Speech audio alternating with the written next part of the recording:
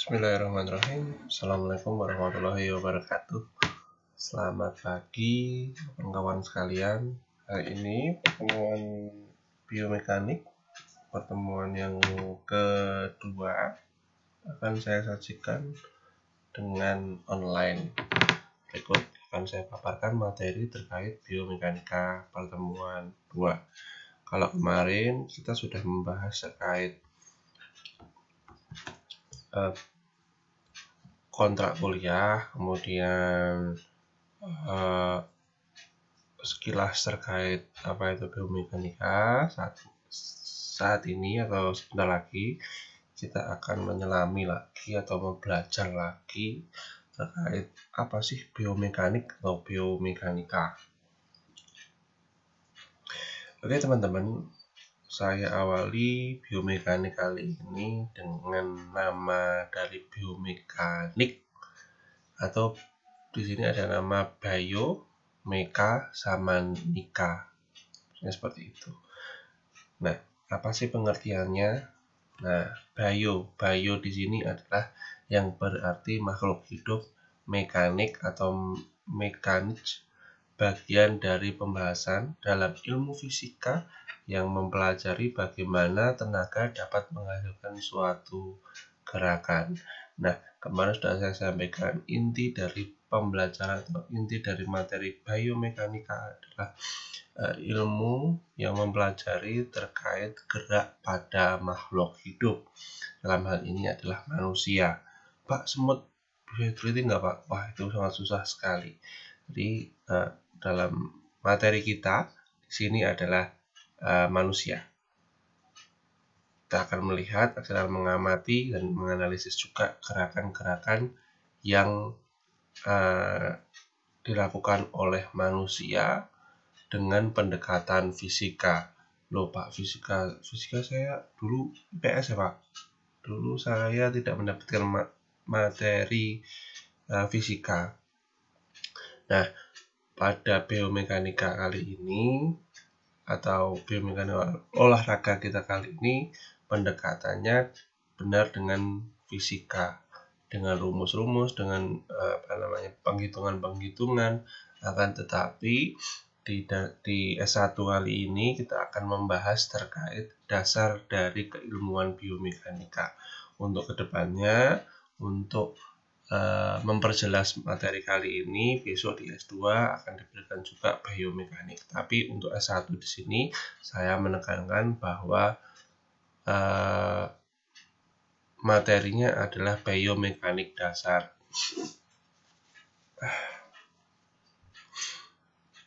Next. Oke. Ruang lingkup dalam biomekanika.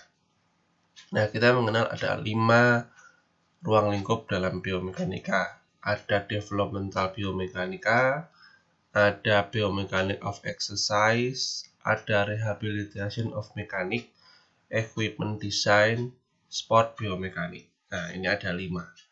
Nah, untuk development biomekanik atau yang dimaksud di sini adalah perkembangan biomekanik atau dasar biomekanik. Kemudian yang 2 di sini adalah biomechanic of exercise, biomekanik dalam latihan. Rehabilitasi atau pemulihan dengan menggunakan mekanik. Kemudian equipment design,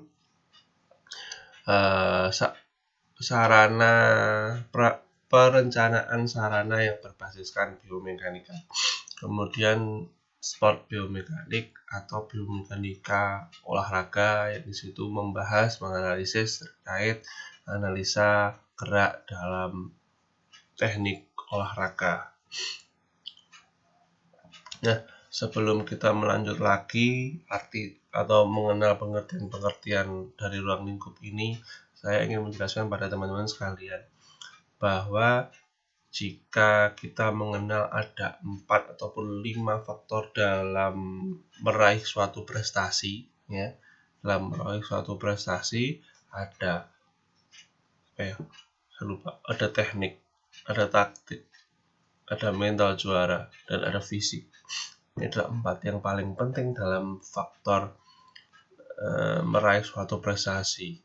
ini tidak dapat diganggu gugat. 4 ini kemudian ada mental juga. Mental ini berpengaruh sekali ya, berpengaruh sekali, atau mau tidak mau harus memiliki hal tersebut. Pelatih, pemain atau atlet harus bisa memberikan, harus bisa menghasilkan 5 item ini pada dirinya masing-masing. Pelatih memberikan latihan yang isinya adalah teknik, taktik, mental, fisik. Kemudian selain itu yang paling penting adalah pendekatan terkait sport science atau pendekatan keilmuan olahraga.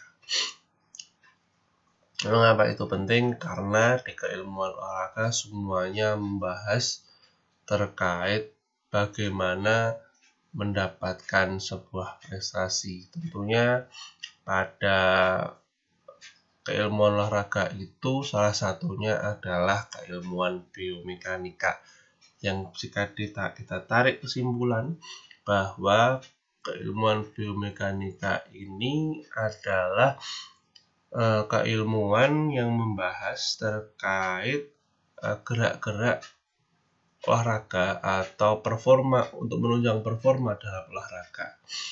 Kita tadi sudah mendengar bahwa ada satu faktor, yaitu faktor teknik yang sudah diberikan pelatih, yang sudah diberikan oleh guru kita dalam untuk meraih sebuah prestasi.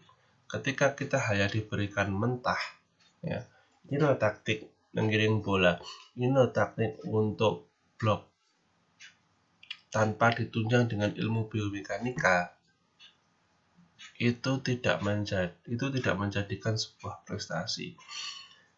Itu tidak menjadikan gerak yang benar, yang sesuai. Maksudnya seperti apa? Nanti akan saya sampaikan. Jadi seperti itu. Jadi selain 4 atau 5 faktor tadi, ada lagi di sini payung atau keilmuan olahraga yang di dalamnya itu sangat penting dalam meraih prestasi. Salah satunya adalah biomekanika ini. Oke, kembali lagi akan saya jelaskan ini. Ada 5 ruang lingkup. Yang pertama adalah developmental biomekanik. Di developmental biomekanika ini secara khusus mempelajari perubahan pola-pola gerak selama hidup, termasuk orang yang berkebutuhan. Nah, dalam developmental ini adalah menganalisis atau mengamati terkait gerak atau perkembangan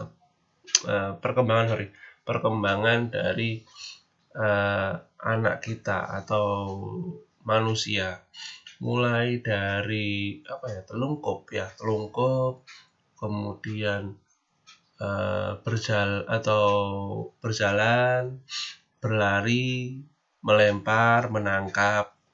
Itu adalah hal-hal simpel, semuanya pasti bisa, semuanya dapat melakukannya. Atau mungkin, mohon maaf, tidak bermaksud untuk mengkreditkan atau menyudutkan pihak-pihak manapun, seperti saudara-saudara kita yang berkebutuhan khusus, mungkin, mohon maaf, dia juga bisa melakukan aktivitas secara normal, tapi dengan batas-batas tertentu. Karena apa? Ya mungkin, maaf, anggota tubuhnya hanya terbatas, kemudian bagian-bagiannya, pergerakannya juga terbatas juga. Nah, maka dari itu, misalkan yang normal kok sampai usia ini belum bisa berjalan, atau mungkin dalam usia seperti ini gerakannya kok yang dihasilkan seperti ini. Nah, ini harus diberikan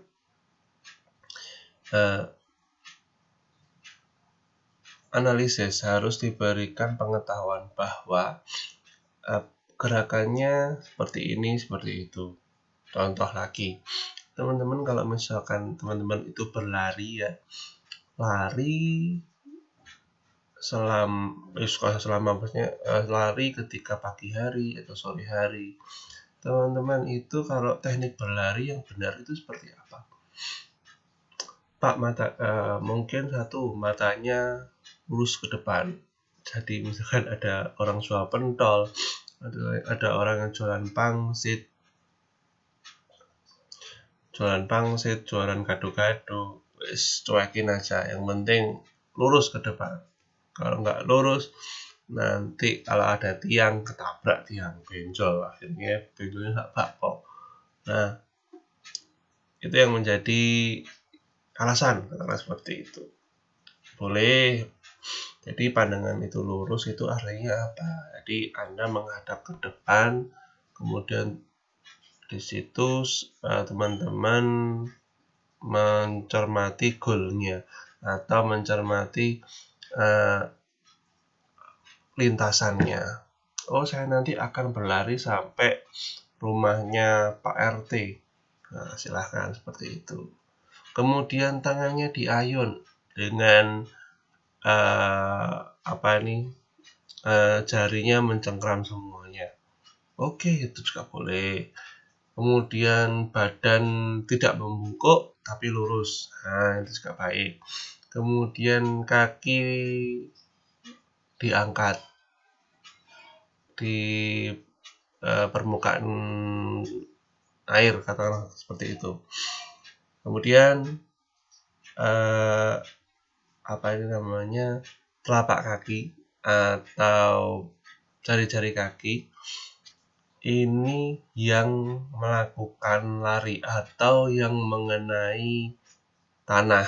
Ya, jadi tidak semuanya hanya pada ujung pada kaki. Jadi tidak hanya semua kaki, tapi hanya pada ujung kaki. Loh Pak, tumit apa nggak boleh? Boleh, tapi itu nanti bukan jogging, tapi ada nomor khusus sendiri, lari cepat atau seperti apa. Tapi kalau jarang sekali menggunakan tumit, karena nanti akan sakit seperti itu. Pak, mohon maaf, ketika saya biasanya berlari, itu teman-teman itu yang saya rasakan adalah rasa sakit yang ada pada rasa sakit yang ada pada telapak kaki. Nah, itu nanti juga bisa dianalisis. Kenapa bisa seperti itu? Apakah ada yang salah ketika melakukan pijakan ke tanah? Nah, nanti ada analisisnya seperti itu. Nah, ini adalah developmental biomekanik. Kemudian yang orang-orang yang berkebutuhan atau teman-teman kita yang berkebutuhan khusus. Teman-teman mungkin kemarin mengamati bahwa teman-teman kita yang mengikuti Paralimpik mendapatkan prestasi yang banyak, yang membanggakan negara Indonesia. Membanggakan negara Indonesia. Ya, sangat mustahil sekali karena keterbatasannya mungkin ya. Sekali lagi saya tidak menyudutkan pihak-pihak manapun. Melakukan olahraga ini, melakukan olahraga itu, dan kemudian menghasilkan emas, menghasilkan juara. Nah, ini kalau misalkan dilihat, wah gak mungkin ini. Nah, maka dari itu pendekatan biomekanika masuk. Mungkin ketika gerak itu dianalisis harusnya seperti apa untuk mengatasi kekurangan dia. Pelatih memberikan instruksi, oh gerakannya seperti ini, seperti ini, seperti ini. Jadi dalam biomekanika ini selain membahas manusia yang normal atau anggota badannya utuh atau ya saya sebutnya normal saja, normal. Kemudian ada teman-teman yang berkebutuhan khusus. Nah, ini nanti pada keilmuan biomekanika akan dibahas seperti itu. Kemudian ada biomekanika of exercise, ya ini biomekanika yang mempelajari usaha-usaha dalam peningkatan keterampilan untuk meraih sebuah prestasi dan mengurangi kemungkinan cedera. Nah, ini adalah keilmuan biomekanika yang harus diterapkan oleh pelatih dan guru pada saat ini. Ketika memberikan informasi terkait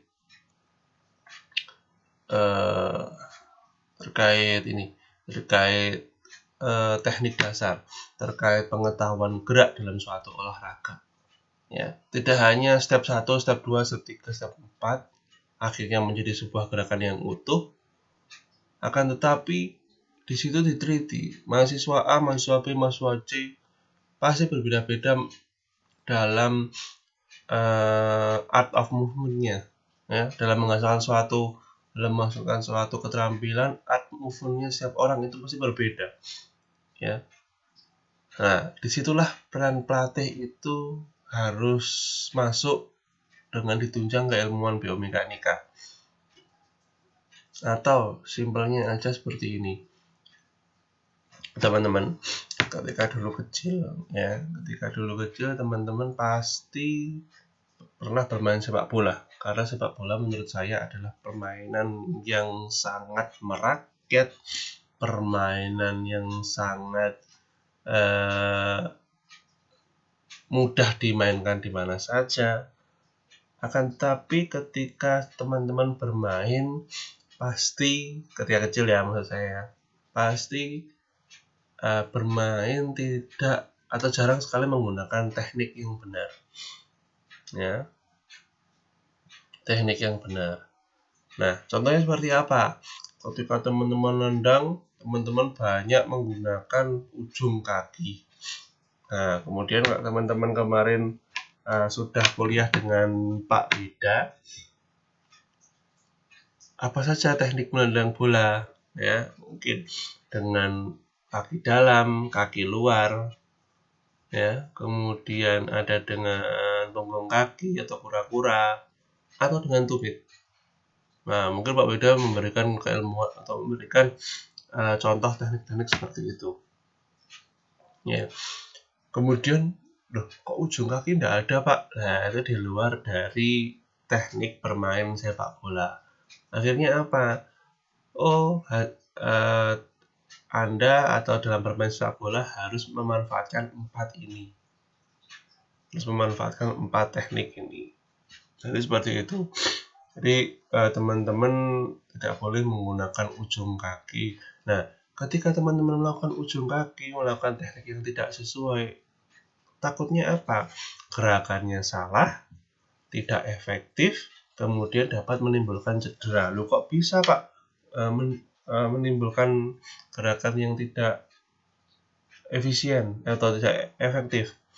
Ketika teman-teman menendang, pasti ketika melakukan tendangan ujung kaki, ya, atau sasarannya tidak tepat. Nah, itu satu. Kemudian apa? Bisa cedera. Kenapa, Pak? Mungkin ketika teman-teman menendang jari pada ibu jari, ya, jari pada ibu jari yang Anda miliki itu beradu tajam, tergesek pada permukaan tanah. Akhirnya apa? Akhirnya sampai berdarah, atau bahasa Inggrisnya adalah seawell. Nah, seperti itu. Ya, seawell. Jadi seperti itu. Jadi mengakibatkan apa? Cedera. Akhirnya teman-teman nggak bisa main. Bos, biarkan, Pak. Untuk sepak bola apapun akan aku lakukan walau badan ini sampai berdarah-darah. Nah, seperti itu. Jadi itu bisa mendapatkan cedera juga. Jadi gunakanlah teknik-teknik yang benar, posisi-posisi yang benar. Bagaimana sih menendang dengan kaki bagian dalam, kaki bagian luar. Kemudian dalam biomechanics of exercise ini teman-teman mungkin kalau di volley ketika sudah melakukan simulasi pertandingan atau pada saat latihan, teman-teman itu dilihat oleh pelatih. Tekniknya seperti ini, seperti yang Anda kembangkan pada latihan. Nah, kemudian contoh posisi ketika melakukan blok. Ini satu teknik saja. Posisi ketika teman-teman melakukan blok. Nah, pasti pelatih menekankan, tolong ketika blok Anda menghadapi blok, berapa meter dari lawan melakukan smash, ya. Berapa jaraknya yang ditentukan oleh lawan ketika melakukan smash. Kemudian Anda bersiap untuk melakukan blok. Nah, gerak tangannya gimana? Gerak tangannya lurus ataukah ada bengkokan seperti ini? Nah, harusnya lurus, Pak. Oke, lurus. Dalam hal itu, lurus itu seperti apa? Apakah lurus menyatukan ibu jari atau memberikan ruang? Nah, tujuannya apa? Nah, Anda kekuatannya ada di mana? Apakah ada di jari ataukah ada di bagian sendi? Nah, itu adalah salah satu yang bisa masuk dalam keilmuan biomekanika. Tolong nanti ketika pelatihnya seperti itu. Tolong ketika nanti blok kekuatan ada pada lengan bagian atas. Lengan bagian bawah. Pastikan itu kuat sehingga nanti bola akan teredam ketika mengenai tangan teman-teman semuanya. Katakanlah seperti itu. Oh, siap, Pak.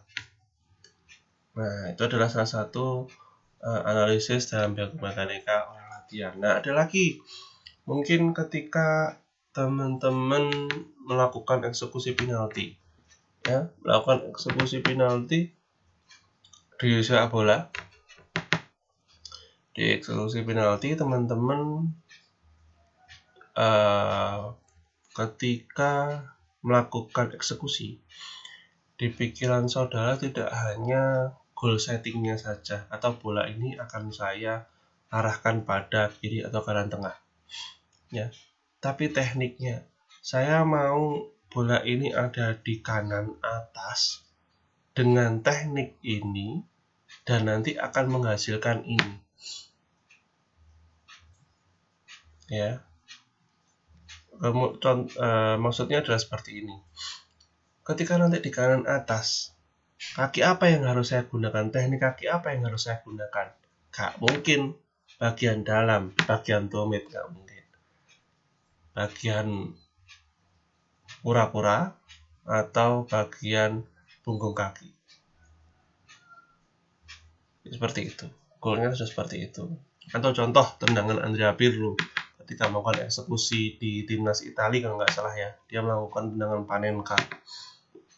Ada perhitungan lebih khusus, mencermati penjaga gawang yang sudah mulai gerak. Pasti dia kalau nggak gerak kiri, gerak kanan. Nah, akhirnya goal settingnya saya akan menendang pada tengah, maaf. Saya akan menendang pada tengah. Kemudian tekniknya adalah seperti ini. Akan menghasilkan bola nanti seperti ini. Oke lah, Panenka. Tendang oleh Pirlo, bolanya hanya seperti tendangan setengah lingkaran atau mungkin pada gerak parabola. Apa Pak itu gerak parabola? Nanti akan saya terangkan di pertemuan-pertemuan yang akan datang. Simpel seperti itu. Akhirnya penjaga gawang kadung refleks gerak ke kanan atau kiri, akhirnya bola berada di tengah. Nah, itu adalah salah satu dari analisis biomekanika. Next, rehabilitation mekanik atau mempelajari pola gerak-gerakan orang yang mengalami cedera. Nah, teman-teman, dalam biomekanika ini juga dapat menganalisis gerakan seseorang yang dalam hal ini adalah yang terkena cedera, maupun ini dialami ketika sedang proses pemulihan atau pada saat cedera. Misalkan kita dalam suatu pertandingan itu mau melawan tim bekas tim atau tim kampung kita, kemudian kita alasan, Pak, saya nggak bisa main karena saya cedera. Nah, alasan-alasan cedera ini adalah mungkin tidak bisa dihindari dalam olahraga, tapi pertanyaannya, apakah cedera ini beneran atau cuma main-main? Nah, ini bisa didekati juga dengan biomekanika. dengan keilmuan biomekanika. Kita melihat, oh, atlet ini sedang mengalami cedera, gerakannya terbatas, gerakannya mungkin ada beberapa kesalahan.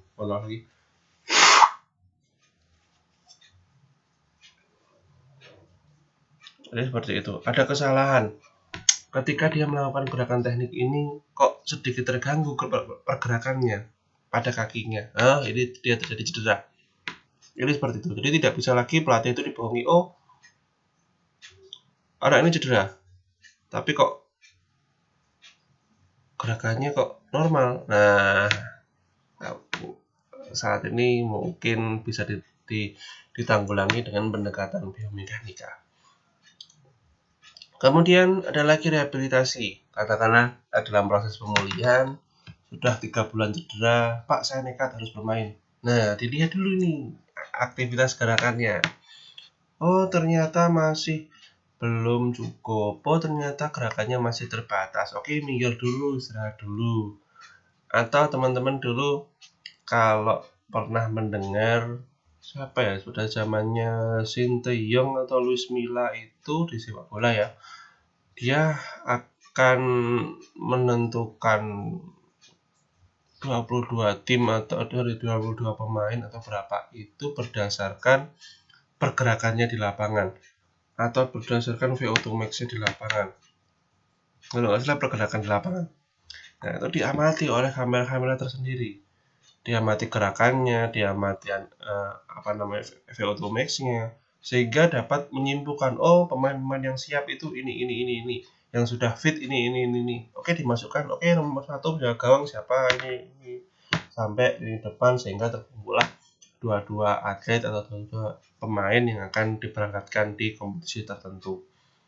Nah, ini bisa masuk pada rehabilitasi mekanik. Kemudian ruang lingkup biomekanika. Yang keempat adalah equipment design atau biomekanika yang mempelajari desain peralatan olahraga. Nah, ini dialami oleh kakak saya, ini David Beckham. Nah, David Beckham itu ketika saya baca di koran, di majalah-majalah, bahwa dia mengalami kaki yang tinggi sebelah nih. Nah, tapi lihat permainannya di lapangan. Sebagai gelandang bertahan atau posisinya gelandang, umpan bolanya bagus, tidak pernah meleset, tepat sasaran. Bermain dengan 90 menit dia siap, ya. Sampai usia 30-35an dia menjadi pemain yang profesional. Atau mungkin usia karirnya 20-18 tahun. Nah, tapi dia mengalami kekurangan nih. Dia mengalami berkebutuhan khusus. Akhirnya apa? Untuk menyiasati seperti itu, ketika dia didiagnosis, oh ternyata Mas Beckham ini, oh mohon maaf saya mau cas laptop saya dulu. Bentar.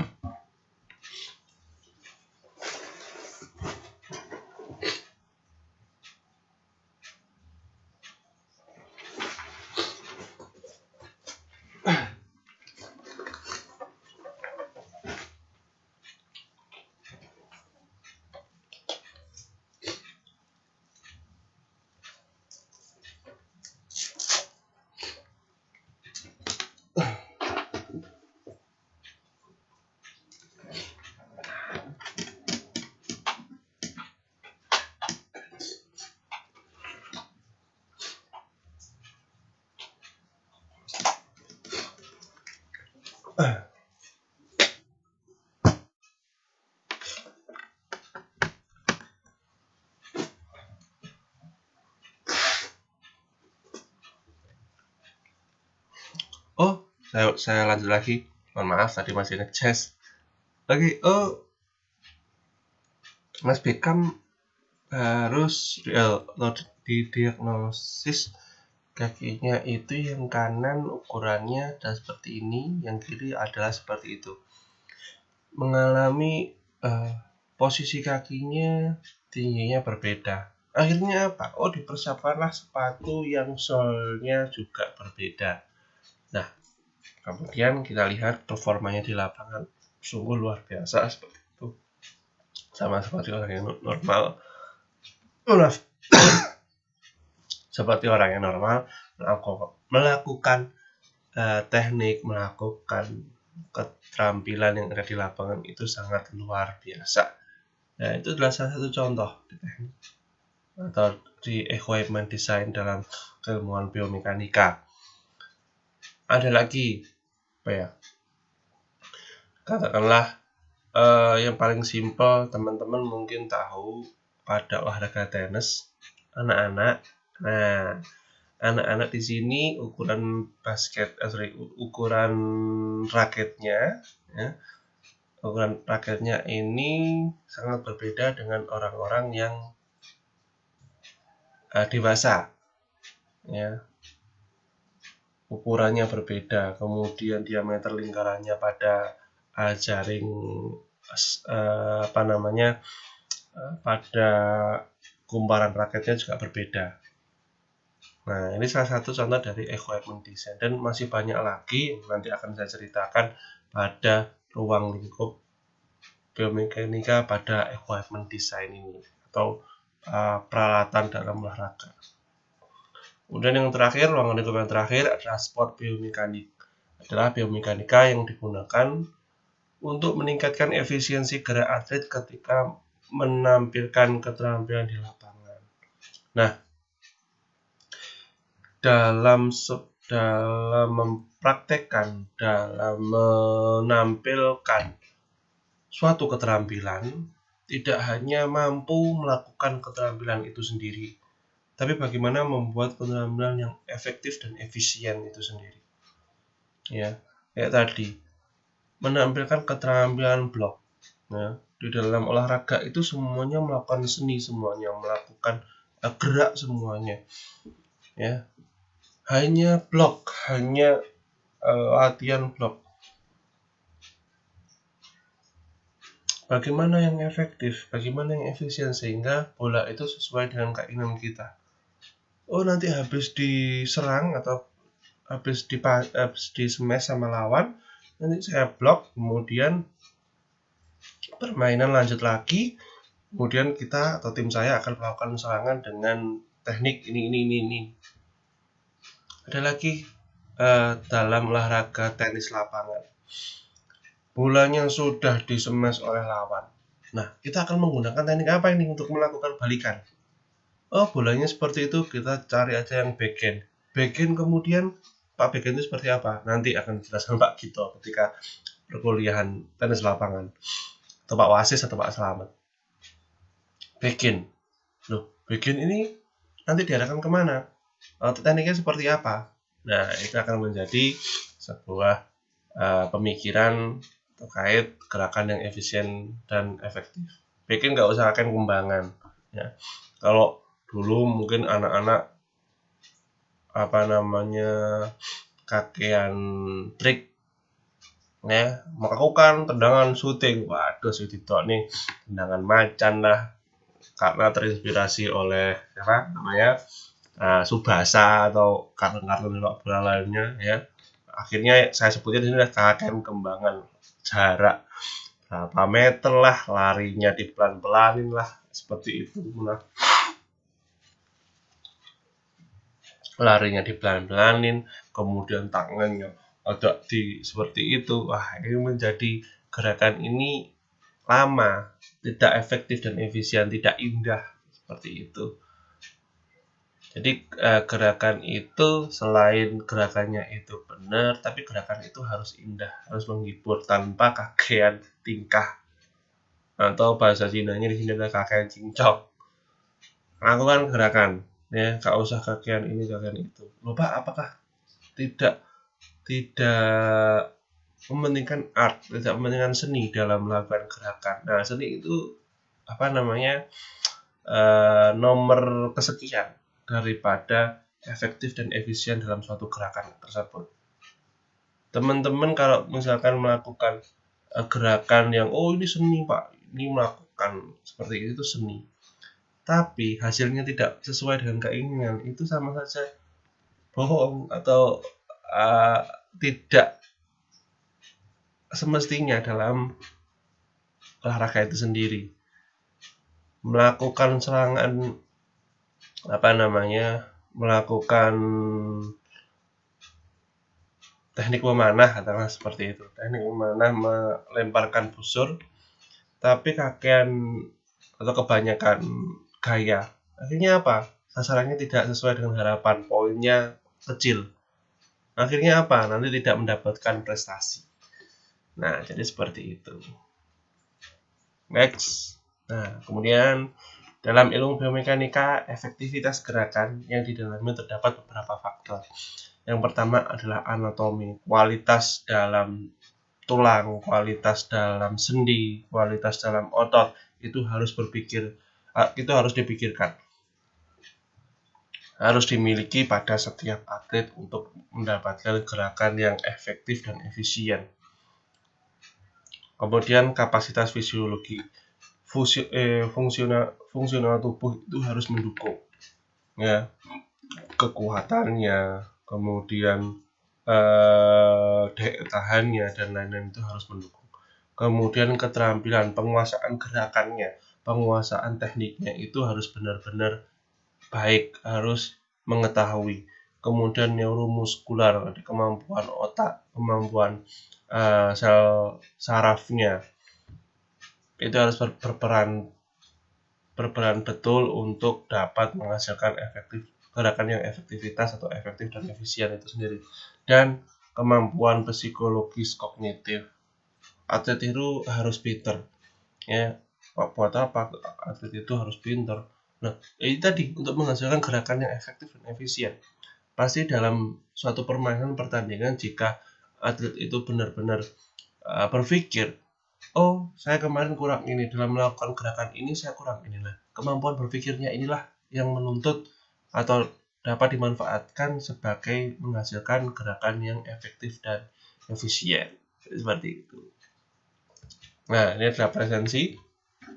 Silakan teman-teman untuk melakukan presensi. Sebelum saya akan menyampaikan lagi terkait materi untuk hari ini. Ada beberapa slide lagi yang akan saya tampilkan.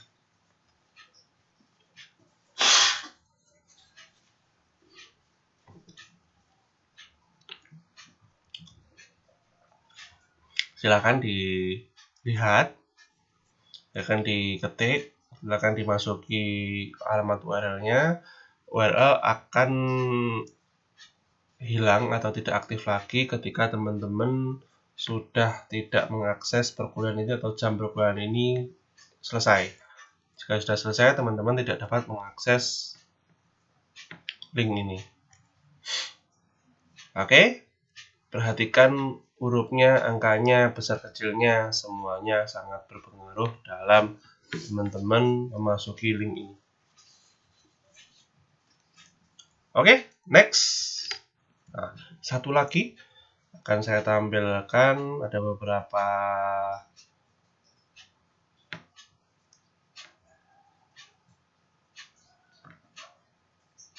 slide yang akan saya tampilkan. Nah, ini ada beberapa slide yang akan saya tampilkan, diantaranya adalah ini. Tujuan lain dalam biomekanika olahraga, atau apa sih tujuannya ketika kita mengetahui biomekanika olahraga itu, yang adalah seperti ini. Gerakan manusia bisa sangat efektif dan efisien sehingga dapat menghasilkan prestasi. Dalam olahraga tersebut dapat menghasilkan prestasi. Nah, jadi seperti itu. Pak, apakah 100% ini karena para biomekanika? Nah, ditinjau dari mana apa dulu? Kalau ditinjau dari sisi manusia, ya mungkin 95% itu adalah kuasa Tuhan, kuasa Allah. Ketika teman-teman di sini sedang latih, kemudian sedang hoki, kemudian diridhoi oleh Allah Subhanahu wa taala atau Tuhan kita, pasti kamu yang namanya nanti akan juara. Seperti itu. Tapi selain kehendak Sang Kuasa, kita juga harus melakukan persiapan. Nah, persiapan tidak hanya latihan, persiapan tidak hanya sangu dari seperti itu, ya. Saya tidak menyebutkan sangu dari yang punya spiritual, kemudian dipersiapkan main. Keilmuan, nanti adanya latihan itu yang sesuai saat ini ada menurut saya yang saat ini tidak hanya di lapangan, tapi teori di kelas. Lupa atlet olahragawan kok di kelas tuh ngapain, Pak? Nah, itu mungkin bisa mengamati pertandingan, kemudian analisis pertandingan. Nah, itu bisa dilakukan, tapi tidak hanya Anda di lapangan ini itu. Karena fasilitasnya tambah lengkap ketika teman-teman masuk teori. Ya. Hal ini bisa dilihat dari IG-nya Persik ya, Persik Kediri itu sudah melakukan hal seperti itu. Jadi latihan itu tidak hanya di lapangan, tapi di kelas, di room meeting. Selain memberikan motivasi kepada saat mau bertanding, tapi juga mengamati. Oh, tekniknya seperti ini, tekniknya seperti itu. Posisimu seperti ini. Nah, seperti itu. Nah, kajian biomekanika ini harus masuk. Pelatih itu harus memberikan kajian biomekanika. Tujuannya apa ya? Menghasilkan gerakan efisien dan efektif. Teman-teman, mohon maaf lagi. Teman-teman itu mungkin ketika bermain sangat amat diharapkan oleh pelatih. Maksudnya apa, Pak? Ojo sampai pemainku nanti cedera. Ojo sampai anak-anak didikku nanti cedera. Ya. Sehingga gerakan yang efektif dan efisien tadi tidak menyebabkan cedera, tapi menyebabkan apa? Sebuah prestasi tentunya. Nah, ini harus menjadi sebuah tujuan dalam olahraga. Ini memasukkan ilmu biomekanika olahraga di olahraga tersebut. Siapa yang membutuhkan olahraga atau siapa yang membutuhkan biomekanika olahraga? Di antaranya adalah atlet, pelatih olahraga, guru olahraga, dan penggemar olahraga. Sorry, saya jelaskan dulu. Atlet, mengapa atlet sangat perlu? Pelatih olahraga sangat perlu, guru olahraga sangat perlu.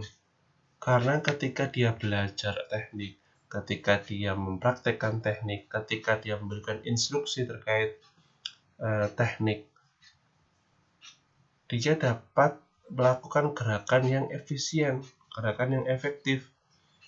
Ya, Pak tadi efektif dan efisien. Karena itu tadi, gerakan yang efektif dan efisien dapat menghasilkan goal setting yang diinginkan, dapat menghasilkan keinginan yang sesuai, menghindarkan dari cedera. Jadi seperti itu. Jadi jangan sampai pelatih nanti hanya memberikan tekniknya seperti ini, ya kita sedang belajar. Tapi dianalisis, ketika atlet menguasai, ketika anak buah kita menguasai, oh gerakanmu tidak efektif, gerakanmu tidak benar. Harusnya seperti ini. Nanti akan terjadi seperti ini ketika kamu mempraktikkan gerakan seperti ini. Atlet juga seperti itu. Ketika melakukan keterampilan olahraga apapun, atlet itu dapat mengetahui dengan biomekanika, oh gerakanku kemarin itu seperti ini. Harusnya nanti akan saya tanggulangi seperti ini pada bagian ini. Nah, itu terserah berpikir dari ilmuwan biomekanika. Kemudian penggemar olahraga. Nah, ini yang paling penting teman-teman semuanya. Salah satu contoh saja ya, ketika olahraga sepak bola, eksekusi penalti tidak masuk. Alah, go, nah kena sensor nih. Go, nendang penalti aja nggak masuk. Nah, harusnya teman-teman sebelum melontarkan kata itu kita lihat dulu. Ya biasanya kan kalau mau shoot penalti itu di syuting dulu. Oh gayanya seperti ini, tekniknya dia akan seperti ini. Nah di situ teman-teman mempraktikkan keilmuan biomekanika. Oh tekniknya adalah seperti ini. Yang akan muncul adalah seperti ini. Nah, oh kamu mesti gak masuk. Lah adalah bener kan? Nah seperti itu. Kenapa nggak masuk? Bukan karena go tik tik tik tik tik. Nah, tapi tekniknya yang keliru, tekniknya yang tidak tepat ketika melakukan eksekusi penalti tersebut. Ya, contoh lagi, katakanlah pada Mario Balotelli ketika masih di Manchester City, mendapatkan crossing dihentikan hanya dia dan kiper saja yang saat itu ada di area penalti. Kemudian dengan main-mainnya dia dengan ini loh, I am Mario Balotelli, who am I atau siapa itu. Kemudian melakukan tendangan penalti yang harusnya masuk, bukan penalti ya, open play. Dia melakukan eksekusinya atau shooting wadah bolanya menggunakan ujung kaki, menggunakan tumit. Akhirnya apa? Ya nggak masuk. Karena apa? Dengan menendang tumit itu pasti gerakannya tidak kencang. Gerakan bola itu menjadi mudah diantisipasi oleh kiper. Ya kiper dengan mudah. Kemudian Balotelli beranggapan itu tidak masuk. Kemudian mendapatkan marah dari pelatih. Kok bisa seperti itu tidak masuk? Kamu seperti apa? Bla bla bla bla bla bla, seperti itu. Nah, ini tidak boleh dilakukan pakai atlet itu sendiri atau pakai penggemar. Ngono gak masuk, ngono seperti apa. Tapi dianalisis gerakannya. Oh, gerakan ini ya pasti tidak masuk lah karena ini. Jadi seperti itu. Nah, terakhir, ini ada yang terakhir dari materi untuk hari ini. Ya, ini tujuan biomekanika olahraga. Yang pertama, memahami bentuk atau model gerak dasar dalam olahraga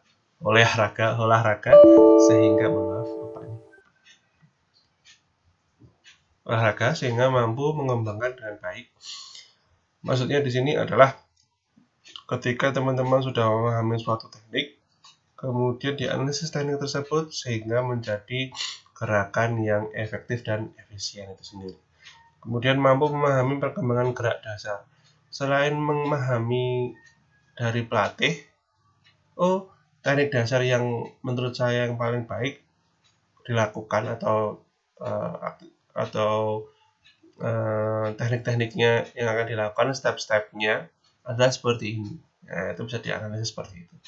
Kemudian mampu menerapkan suatu bentuk gerakan yang sesuai dengan karakteristik fisik seseorang dalam berolahraga dengan baik, benar, sehingga terjadi efisien, tenaga, dan hasil yang maksimal.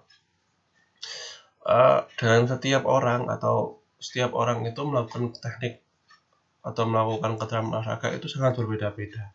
Ya, nah disitulah dari perbedaan itu teman-teman dapat berpikir dengan kajian biomekanika ini tekniknya seperti apa yang enak bagi teman-teman semuanya sehingga mendapatkan hasil yang maksimal atau hasil yang sesuai dengan yang diharapkan. Nah, mungkin sampai situ aja pertemuan kita untuk hari ini. Akan saya lanjut di pertemuan yang akan datang.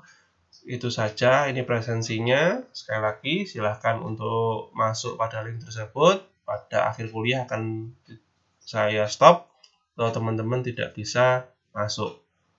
Oke, mungkin cukup itu saja dari saya. Kurang lebihnya mohon maaf. Sekian. Assalamualaikum warahmatullahi wabarakatuh. Terima kasih atas atensinya. Salam sehat selalu bagi Anda dan keluarga Anda. Terima kasih.